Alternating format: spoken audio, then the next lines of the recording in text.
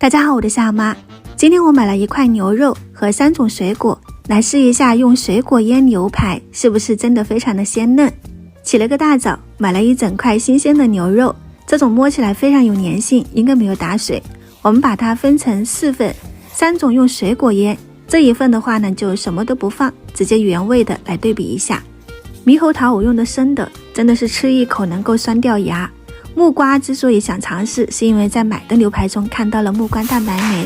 然后这3种水果我们全部给它取出30克，磨成果泥，放进牛肉里面，然后撒上一些黑胡椒，再撒上一点海盐，用基础调料来进行腌制，两面都涂抹均匀，大概按摩了1分钟左右。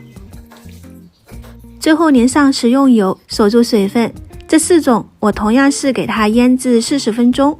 腌好后，我们起锅热油，把牛排放进去。这第一块是猕猴桃腌的，在拎起来的这一块我已经看到了肉的松散，一面煎至定型，再翻面，两面都煎熟透了就可以出锅了。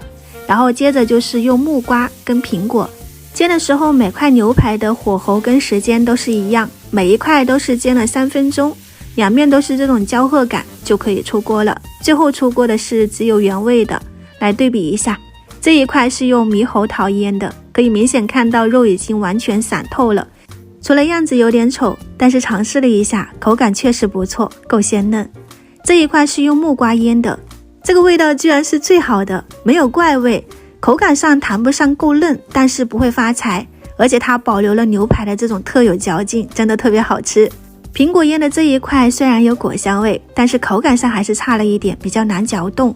原切的就是这种撕也撕不动，嚼也嚼不动，对比还是挺明显的。最后我选用木瓜腌的，你们也可以点赞收藏起来去尝试一下。